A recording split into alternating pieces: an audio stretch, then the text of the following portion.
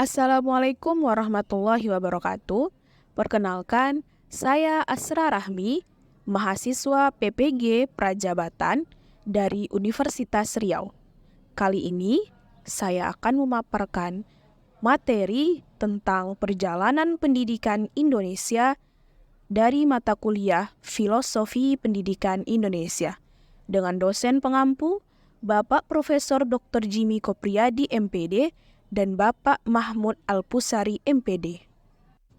Seperti yang kita ketahui, perkembangan pendidikan di Indonesia, kita mulai daripada masa Hindia Belanda.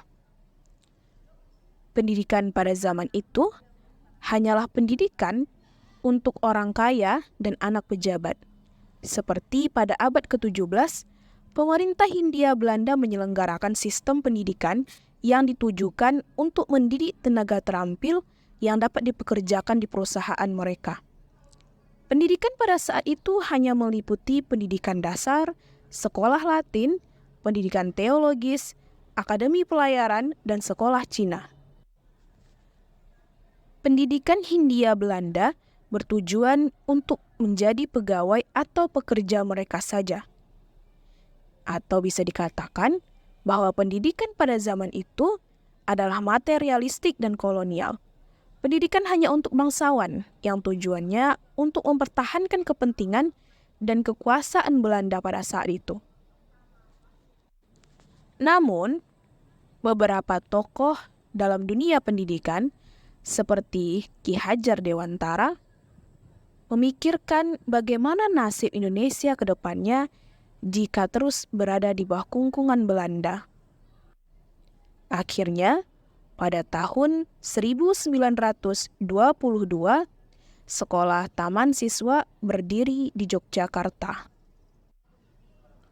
Dengan berdirinya Sekolah Taman Siswa, membawa pengaruh yang signifikan antara perkembangan pendidikan di Indonesia dengan tumbuhnya nasionalisme di Indonesia.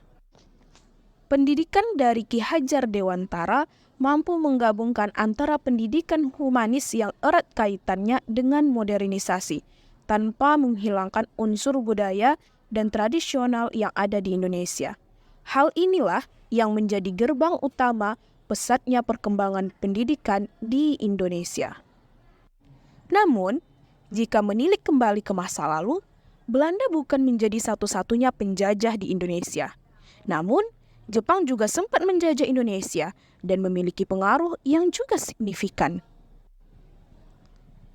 Masyarakat menganggap bahwa pendidikan pada zaman Jepang adalah pendidikan yang sangat buruk. Namun jika dilihat dari sisi pendidikan kala itu, pendidikan pada zaman Jepang memang sangat sulit. Tetapi, di samping hal tersebut terdapat sisi positifnya, yakni pada masa pendidikan Jepang menerapkan penghapusan sistem golongan atau sistem kasta. Hal ini tentu berdampak positif terhadap golongan menengah ke bawah, supaya mereka tetap bisa bersekolah. Pengaruh ini pun memiliki kaitan yang erat dengan bagaimana pendidikan sampai sekarang. Kemudian, Indonesia pun merdeka.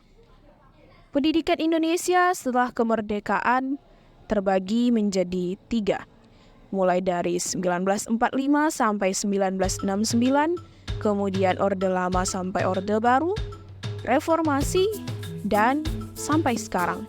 Saya membaginya menjadi 3 hal tersebut.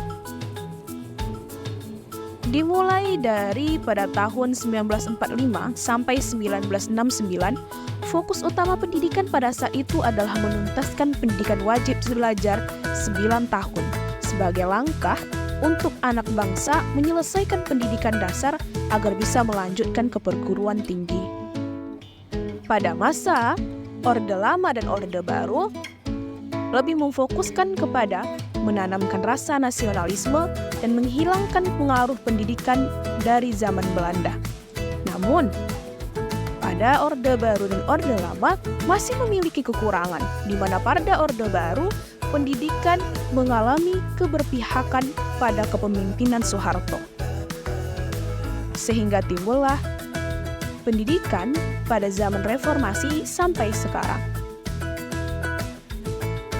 Perkembangan pendidikan Indonesia tentu tidak lepas dari penyesuaian dengan perkembangan zaman sehingga tetap mengedepankan unsur-unsur budaya yang ada. Sesuai dengan yang diinginkan oleh Ki Hajar Dewantara, pendidikan akan terbuka dan fleksibel terhadap perkembangan zaman. Hal ini bertujuan supaya generasi Indonesia tetap memiliki daya saing dengan negara lain, namun tetap mengutamakan dan tidak melupakan rasa nasionalisme dan tradisionalnya Indonesia.